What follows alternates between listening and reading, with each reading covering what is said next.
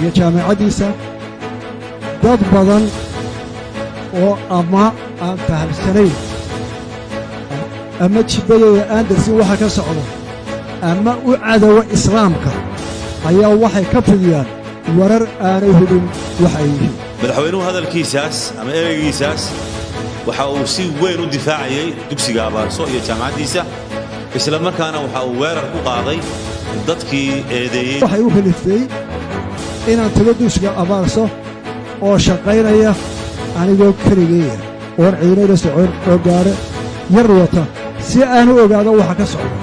baarista uu sameeyay madaxweynuhu waxa uu sheegay kadib markii uu maqlay hadalhaynta ama uu arkay hadalhaynta ka jirta dugsiga Abaarso ayaa waxa uu sheegay inuu lugihiisa ku tagay keligii si uu soo ogaado waxa halka ka socda waxaanu sheegay inay u soo baxday natiijo ah in halkaasi ay tahay meel wanaagsan oo lagu hayo wax u dana ummadda iyo islaamka waxaana soo taabtay in iskuulkaasi ay ka socdaan wax qarankeenu u baahan yahay islaamku u baahan yahay joogo gooba uu dugsi booqanaya tusaale ahaan oo kale bal qiyaasa intuu joogi karaa muddo kooban bar ilaa saacad baa laga yaabaa inuu joogo dugsigaas muddadaa yare kooban muxuu ku ogaan karaa waxaynu isweydiinaynaa dadka qisaska ka qaba markuu qofka Soomaaliga ah ee muslimka ah uu yahayba uu la kulmo ninka Maraykanka ah ama ka Ingiriiska ah ama inanta Soomaaliya ay la kulanto ka Ingiriiska ah ama ka Yahuudiga ah ama ka Hindiga ah caabida lo'da inuu baqayna galo dadkeena in la gaalaynayo teena laynaga saarayo oo aynu nahay dad daciif ah oo markaa maskaxdooda la qaadanayo dadkani waxaynu kala nahay kala fikir kala diin waa yani ninka intuu ka yimi cirifka adduunka yani muxuuha igu yimi halkan dhulkan ujeedadiis waa maxay dabcan ujeeduu leeyahay ujeeddada uu leeyahayna halkan aanu ka sheegayna ujeeddadoodu waxa weeye inay soo saaraan dad iyaga la mida la fikira ka agdhow oo ay ku shubtaan kana saaraan wixii hore say ugu fushadaan mashaariicda ay doonayaan dadka soo fikiraya waxaan u sheegayaa waxaan doonayaa iskuulkan iyo kala midka ruushka ay baraya iyo kala midka China ka baranaya afkiisa iyo kala midka Hindi ka baranayo iyo kan Maraykanka Ingiriis ay baraya intaan Ingiriisiisa barto oo dhaqankiisa barto oo halkay ka jiricsan yihiin iyo qaadka ay ku jiraan tuso ay hablahayga iyo ilmadooda yar baraan diinteedu waxay tahay dhaqankeedu hogaamiyaha ay sameeyeen ma nin gaala aniga hogaamiye wanaagsan ii sameeyay ma nin aan kala diinahay ayaa hogaamiye wanaagsan ii sameeyay wuxuu ii sameeyaa mid la aragtiya buu sameeyaa mid huayay la fikra buu sameeyaa mid aniga huayay muuqaal ahaan iyaga laakiin aan yani wax aan doonayn buu soo saaraya tuso ay hablahayga iyo ilmadooda yar baraan diinteedu waxay tahay dhaqankeedu hogaamiyaha ay sameeyeen aniga hogaamiyaha ay sameeyeen ma nin gaala aniga hogaamiye wanaagsan ii sameeyay ma nin aan kala diinahay ayaa hogaamiye wanaagsan ii sameeyay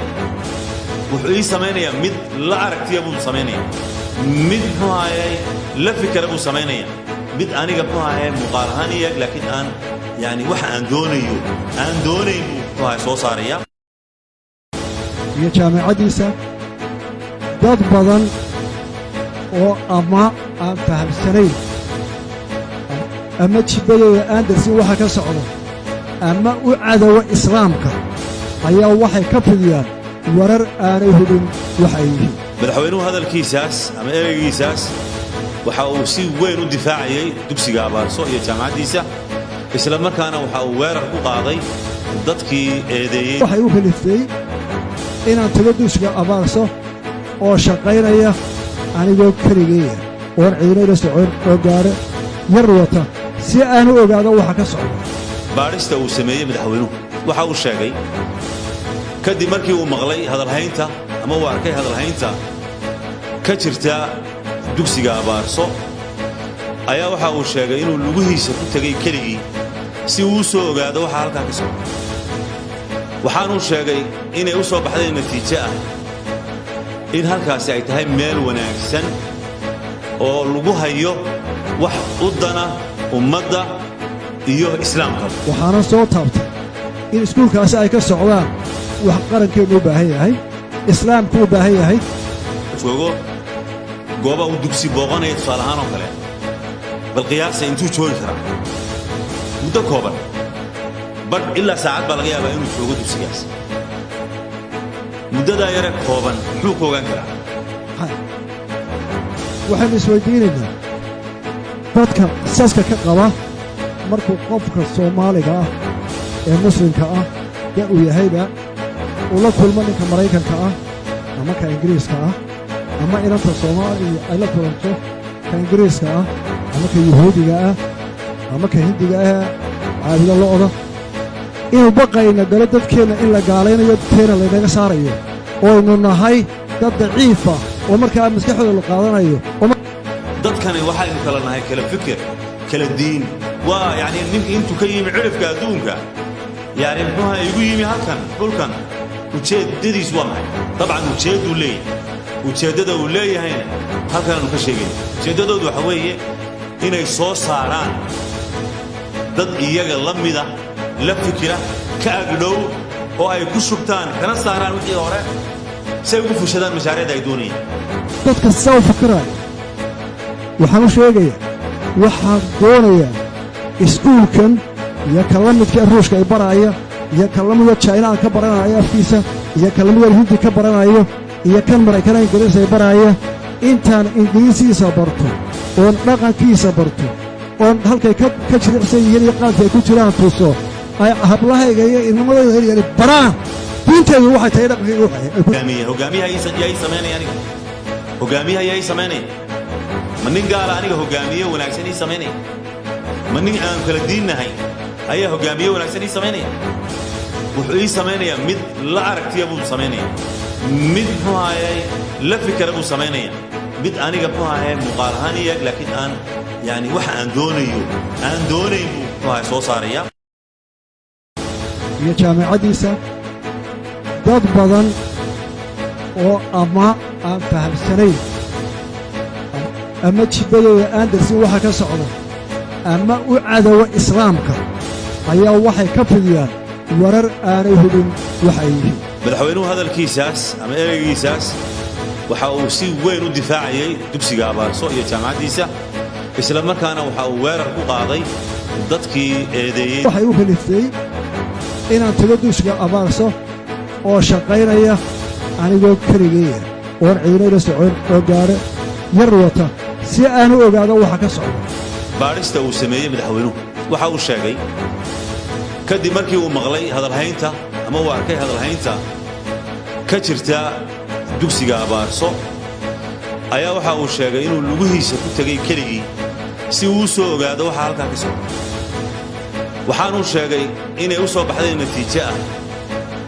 in halkaasi ay tahay meel wanaagsan oo lagu hayo wax u dana ummadda iyo islaamka. waxaana soo taabtay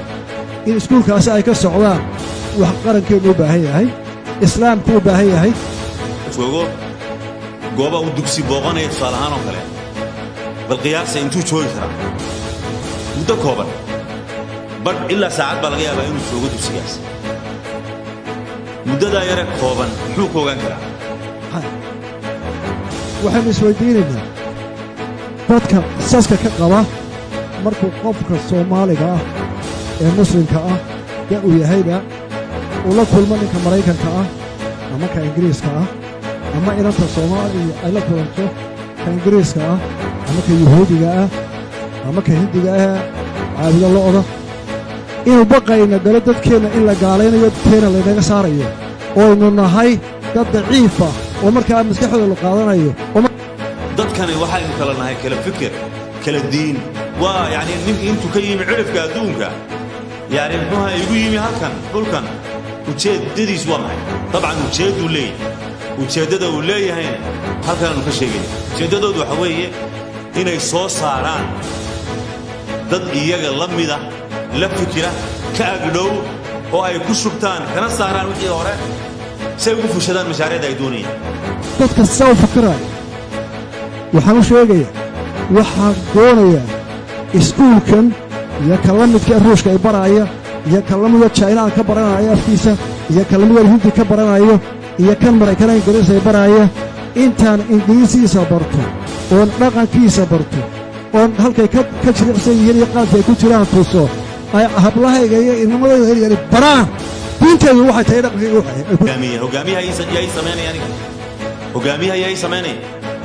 manin gaala aniga hogaamiye wanaagsan ay sameeyaan manin aan kala diinahay ayaa hogaamiye wanaagsan ay sameeyaan wuxuu ay sameeyaan mid la aragtiya buu sameeyaan mid muhaayay la fikra buu sameeyaan mid aniga muhaayay muqaalahan laakiin aan yani waxa aan doonayo buu soo saaraya